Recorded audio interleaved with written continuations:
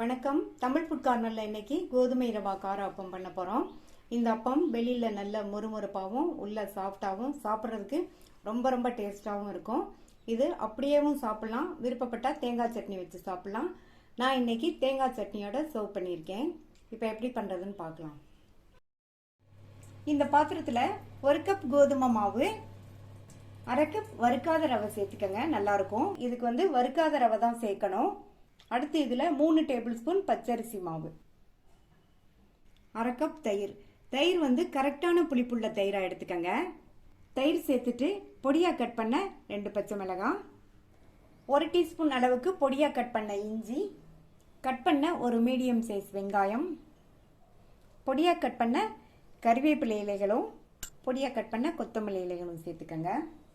அடுத்து இதில் 1/4 டீஸ்பூன் பெருங்காய பவுடரும் 1/2 டீஸ்பூன் சீரகமும் சேர்த்துட்டு இதுக்கு தேவையான அளவு உப்பு, இதில் 1 கப் போல் தண்ணி சேர்த்து இதை நல்லா கலந்து விட்டுறலாம்.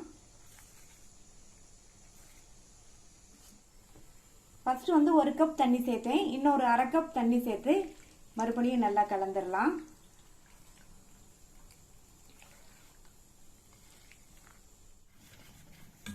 நல்லா கட்டி இல்லாமல் கலந்து விட்டாச்சு.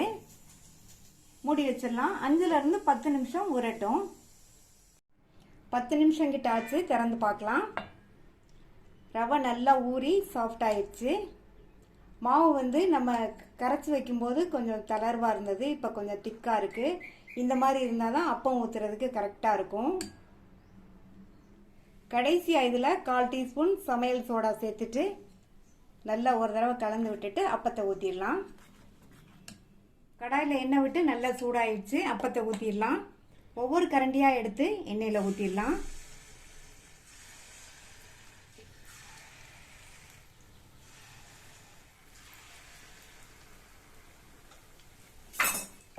அப்பத்தை ஊற்றினோன்னா ஸ்டவ்வை மீடியம் ஃப்ளேமில் வச்சுக்கோங்க. அப்பம் நல்லா சாஃப்டாக இருக்கிறதுனால மேலே நல்லா புசு புசுன்னு எலும்பி வருது. இப்போ உடனே திருப்பி போட்டுறாதீங்க, கொஞ்சம் நேரம் ஆனதுக்கப்புறமா திருப்பி போட்டுக்கலாம். ஒவ்வொரு அப்பமாக திருப்பி போட்டுக்கலாம். இந்த அப்பத்தை நினைச்ச மாத்திரத்தில் உடனடியாக செஞ்சிடலாம். சாப்பிட்றதுக்கு நல்லா காரமாக வாசனையாக டேஸ்டாக இருக்கும். அதே சமயம் நல்லா சாஃப்டாகவும் வெளியில் நல்லா மொறுமொறுப்பாகவும் இருக்கும்.